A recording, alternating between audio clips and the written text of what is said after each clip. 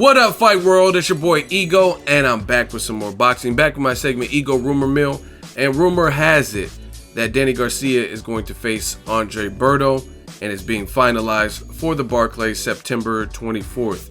And it's not official at the moment. A lot of chatter about this particular fight.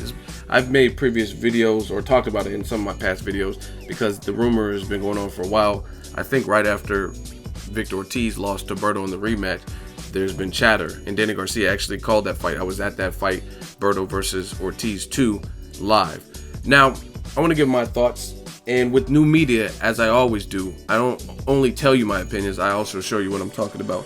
So I'm going to chop this up, give you guys that raw, that uncut, that pure cocaina, because I know there's a lot of other people who cover boxing, and they're not going to do it kind of like I do it. So without further ado, let me talk about the fight. I'm going to say this straight off the bat. Is this the best numero uno, #1 fight at welterweight to be made? No, I'm not saying that. But I don't think it's a bad fight either. And when you guys listen to what I'm talking about in this video, you'll probably understand a little bit more if you're realistic. So again, I look at fights from a stylistic point of view. Danny Garcia is only 2 fights deep into his welterweight career. He took on Paulie Malignaggi and then Robert Guerrero.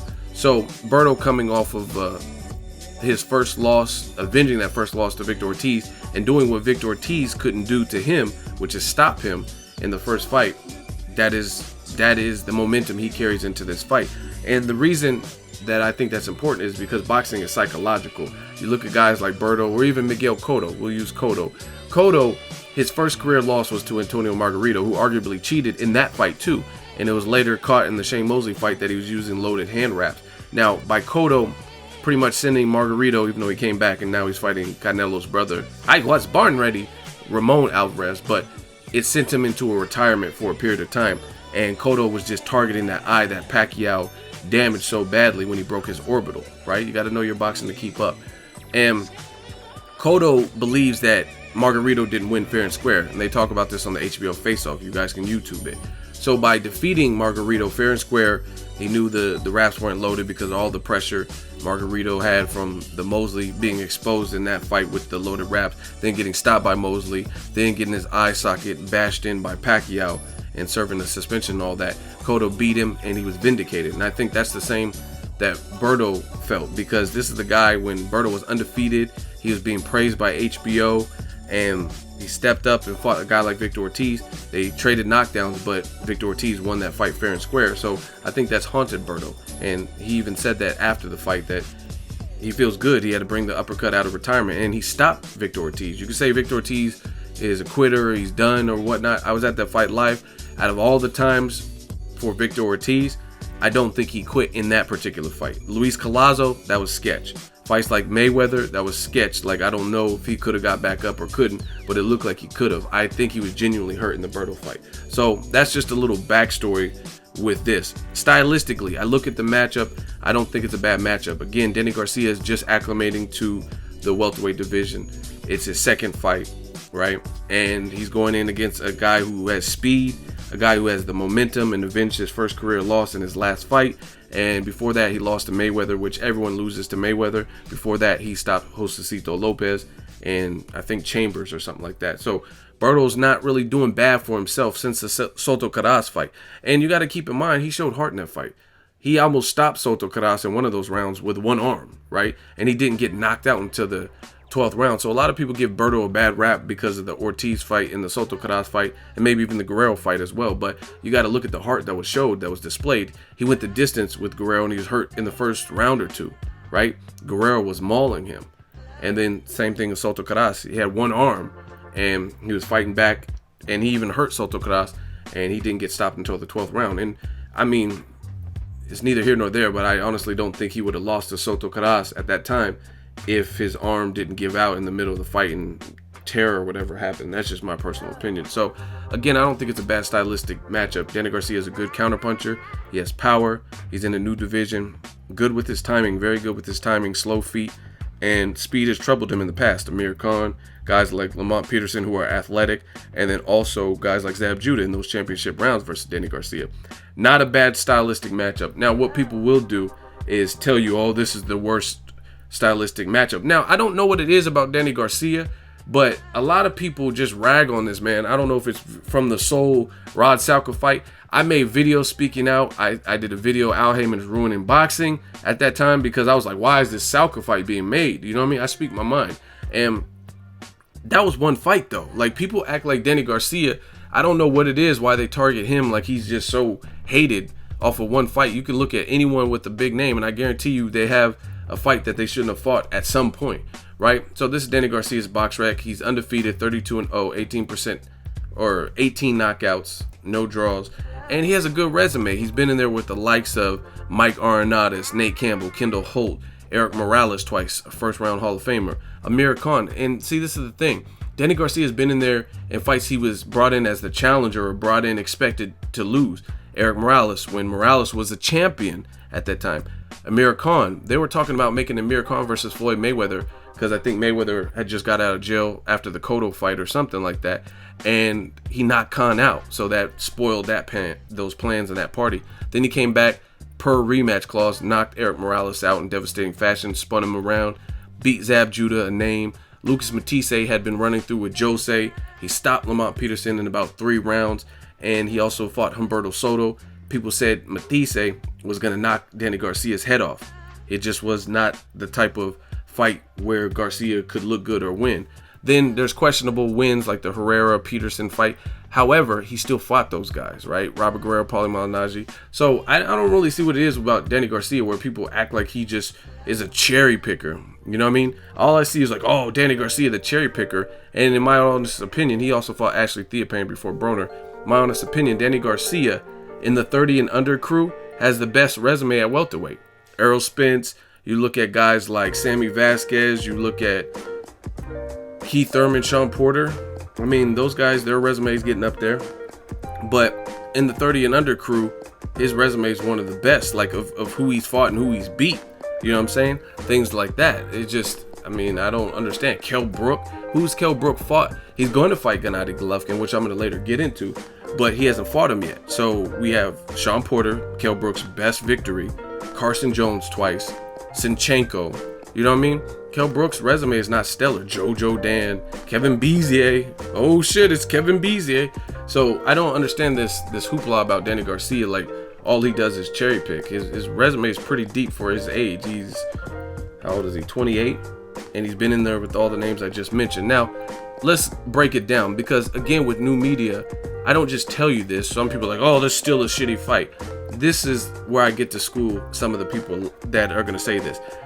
We all want to see the mega fights, the greatest names versus the greatest names, myself included.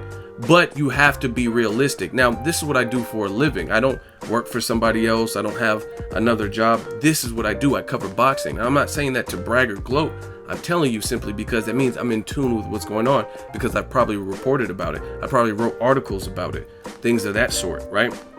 So I know what's going on in boxing. I remember who said what, when it was said. I remember things that are going on. So I'm going to further break it down new media style so you guys can see what I'm talking about. Now, the number one problem that I see when it comes to the YouTubers or fans and forums, they'll look at a fight, Garcia versus Berto, oh, trash. They're not looking at the stylistic matchup. And most importantly, they're not being realistic. When I say realistic, what I mean by that is who is available to fight. And I prepared something. I'll break it down. You guys can Google if you don't trust my work and fact check anything I'm saying on here, right? Now, again, this fight is solid to me. It's, again, not the best welterweight fight. Like, I would rather see Keith Thurman over Danny Garcia, but let me break it down. So here's a look at the welterweight picture. You look at Kell Brook. We all know he's fighting Gennady Golovkin September 11th in London. So he's moving out of his division, moving 2 divisions up, and he has a very tall order. So that's a welterweight champion who is not in the equation, because he already has a fight coming up that most people think he's going to lose. But either way, he's moving out of his division, and he's saying he's killing himself to make welterweight. So we don't even know if he'll come back, right? So that's one person you have to eliminate as a possible Danny Garcia opponent. Next, Errol Spence Jr. He's fighting in an eliminator, an IBF eliminator versus Leonard Bundu, former Olympian, August 21st. Now, I made a video about it. Errol Spence Jr., next fight, Bundu. 1 week ago, 7,000 views, right? So those are 2 more welterweights that you have to cross off the list. Of course, I would love to see Errol Spence Jr. versus Danny Garcia.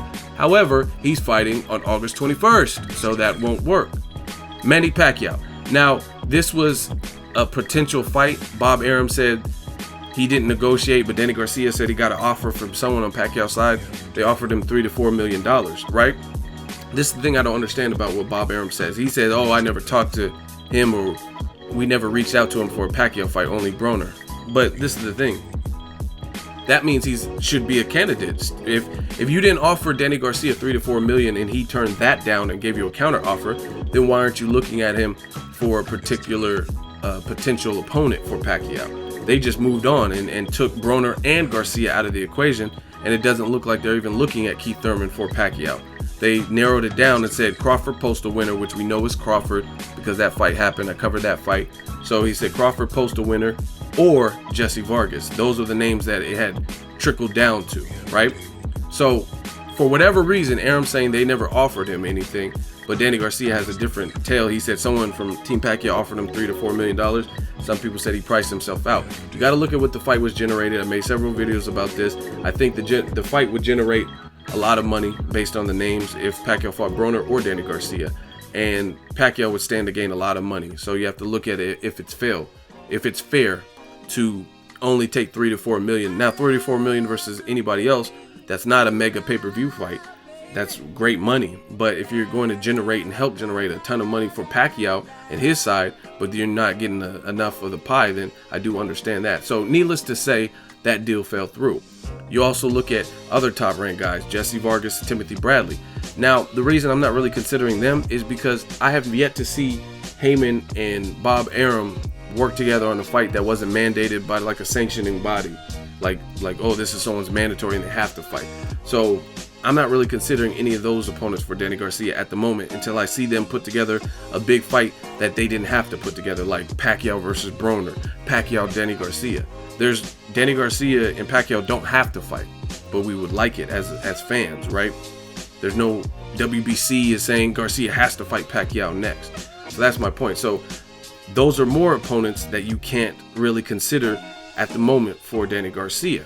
Let me continue. Floyd Mayweather, he's retired.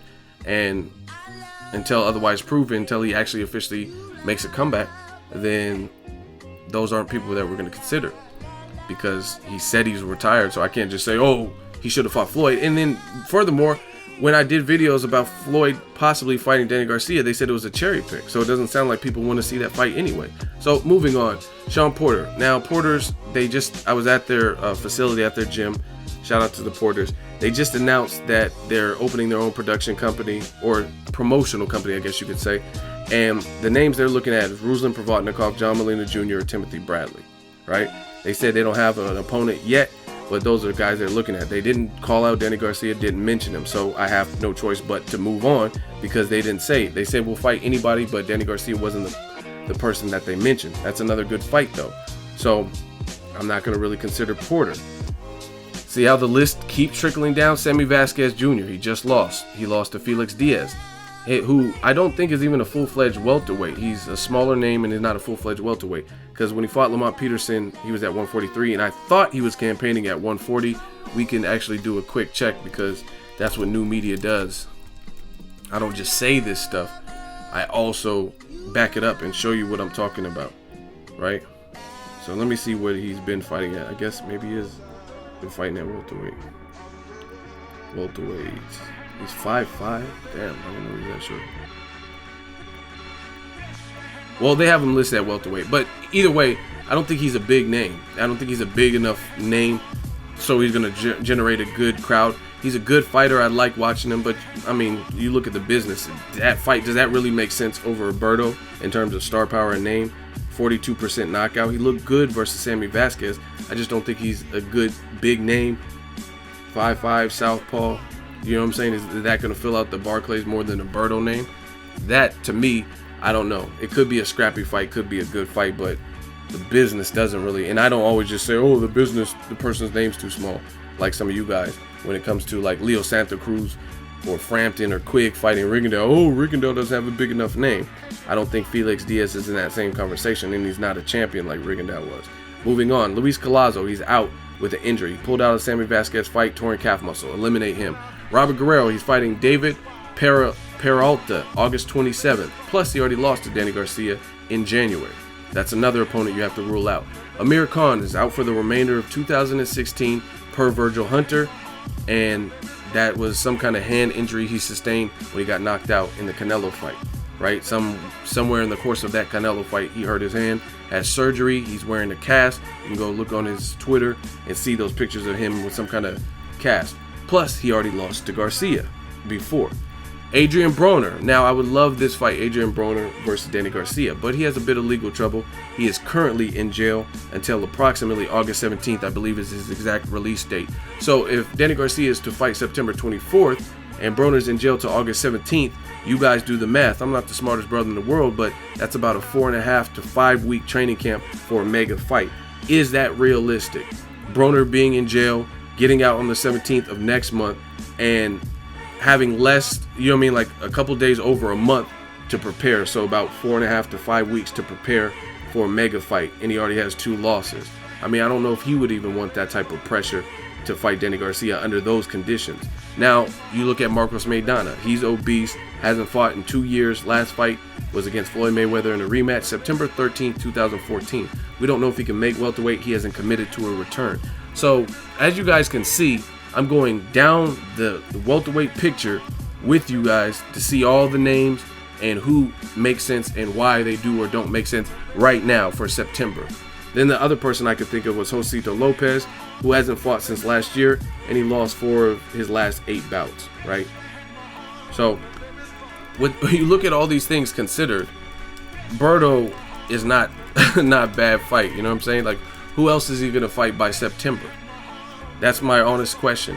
I could think of a ton of names. Like, if I had my pick for Danny Garcia, I would probably want to see Danny Garcia Pacquiao, Danny Garcia Keith Thurman, and Danny Garcia Errol Spence Jr. But I just went one by one and went through all the welterweight picture to see who, and he got stopped. This is Josito Lopez. He got stopped 1, 2, 3 of those 4 losses, right? So he lost 4 of his 8 fights. He has 7 losses. He's been knocked out 3 times. So, I mean, those fights don't make sense either. So when it comes to Berto, Danny Garcia, this is not a bad fight, given the picture, given when they're trying to fight.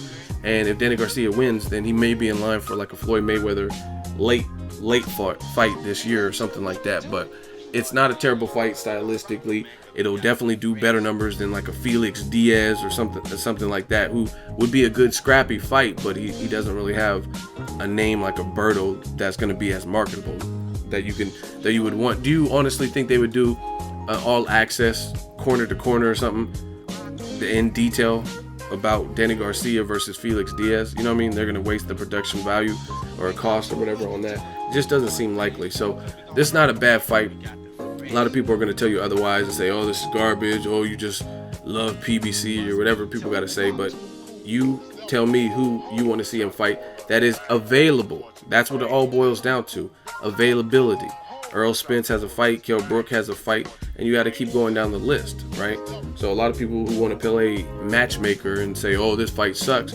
You tell me what's a better fight. The only other fight that is better to me than this that can be made that really hasn't been eliminated would be like, let's say, Jesse Vargas, Timothy Bradley. I don't know if those fights will be made. It looks like Jesse Vargas is probably going to fight Pacquiao, so he's not worried about a guy like Danny Garcia if he's going to get a Pacquiao shot. I mean, that's dumb. He'll probably make more money versus Pacquiao. Bradley, he's just been chilling since his Pacquiao loss. He's coming off of a loss, right? He got knocked down twice, and he's on the other side. And then the other person would be Keith Thurman, right? Keith Thurman, that's a fight. He called him out, a fight we'd love to see. He's coming off of a tough fight versus Sean Porter. Some people are saying he lost. I personally thought he won. But I think he has mandatory, the guy that beat Shane Mosley, David Avince or whatnot. I think that's his mandatory. So I don't know if he'll be available to try to unify in September, right? Amir Khan would have been a great fight, but like I said, his hand is injured and he's out for the remainder of the year per his trainer. So once you start boiling it down and seeing the players that are available, see the fights that make sense, then you'll have your answer. but that's how I break it down, new media style. So if this fight is official and finalized, it is what it is. I don't think it's a bad fight, and I wouldn't even count Berto out, to be honest. I wouldn't count him out. Danny Garcia has been vulnerable to certain things. Like, Berto's almost a combination. I don't think he's a pure boxer like Herrera or maybe even a Lamont Peterson, but he's athletic like Lamont Peterson. He's stronger than Lamont Peterson, right? He's kind of like athleticism of a Lamont Peterson, but more of a Zab Judah type. Where Zab Judah, he could look really good, like when he did in those championship rounds. His athleticism and speed, and it'll be on full display. But sometimes personality, there's a couple lapses in some of his performances. Like, I thought Berto, see how honest I am? I thought Berto, when Robert Guerrero, I thought he came out with a terrible game plan. 15-month layoff, he came back and he started trying to do the Philly shell, and he was getting mugged, and he looked bewildered in those early rounds. Same thing with Josito Lopez. I thought he was losing the first half of that fight before he produced those knockdowns. He looked too stiff. It wasn't engaging, right? And then the Jesus Autocross, I don't really, that's a fight, but I think a lot of that happened because he had one arm. So again, who do you want to see Danny Garcia fight? Kamagai versus Soto Karash winner? Like, you got to look at who's available, and a lot of these guys are booked up, point blank, period. And I just showed you that. Let me know what you guys think. Berto versus Danny Garcia looks like it could be a thing late September at the Barclays. Drop in the comment section. Make sure you like my video. As always, hate, comment, and subscribe. Till next video, Ego signing off.